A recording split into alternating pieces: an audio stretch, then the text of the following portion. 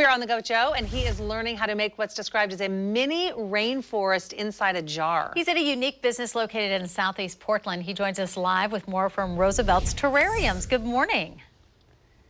Yeah, good morning, guys. I gotta say, this is a quintessentially kind of Portland store. I'm with Sean Aid here at Roosevelt Terrariums because Oregonians, we love things that are green, we love nature, but we also love creativity and things that are kind of unique. I think you've got all those boxes checked here, Sean. We're back here at Roosevelt Terrariums. Now, a terrarium, for those of you just joining us, essentially it is like you create a little mini rainforest, a little mini ecosystem inside a jar. Now, you and I were talking, I said my wife has a terrarium at home, but it's not, there's no lid on it. That's what's called, I guess, an open terrarium. Right. These are different because those you have to water them and take care of them. These are almost like self-sustained, again, little ecosystems that you make, and pretty much you rarely have to water them.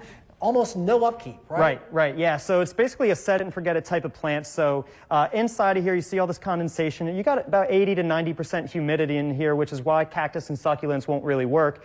So everything is a tropical plant inside of here, and depending on the lid, really depends on how often you water it. So these ones with the cork lid or screw-on lid that are completely airtight, you can water these about once a year. There's actually one in the Guinness Book of World Records that hasn't been watered in 60 years. Wow, so that's because it's really tightly sealed, it's keeping that moisture in there. Yeah, so that water just recycles itself over and over. So this condensation will eventually just fall back down onto the soil. Yeah. So it's basically raining on itself. That's amazing. Where a lid like this, it's loose fitting, it's not completely sealed. We water these types of lids probably every 90 days or so, once a quarter is a good rule of thumb, but compared to normal house plants, it's a really low maintenance type of plant, really easy to keep alive for decades. And I just love like the variety of things that you can put these in. I mean, you've got, it looks like some sort of beaker here from a, a laboratory. This is an old rum bottle right here.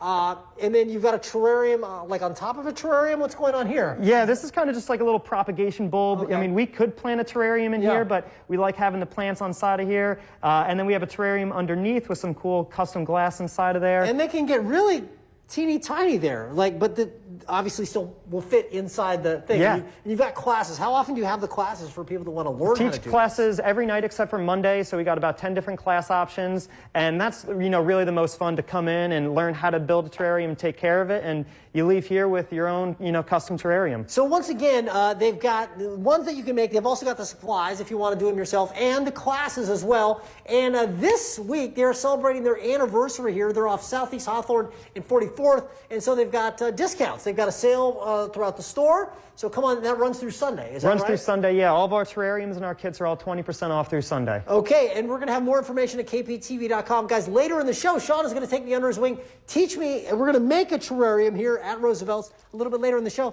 But I wanted to end with this. Sean was talking about how things are kind of set it and forget it. Look at this big guy right here. Sean, you were saying, how long has it been since you've watered this terrarium right here? So this is our oldest terrarium. In November will be 2 years since we've watered this. So 2 years. That's the ultimate set and forget it. Yeah, exactly. And look at that thing. It's all beautiful and green. So incredible. We're going to show how to do that. If mine can last 2 days, I'll be thrilled. So 2 years and counting. We're going to have a lot more from Roosevelt's Terrariums coming up a little bit later in the show, guys. And I thought set it and forget it was just for your slow cooker. I'm learning all kinds of new things. Slow cooking those plants. I can actually have a green thumb with these. Seriously. This is really, it takes me back to the 70s.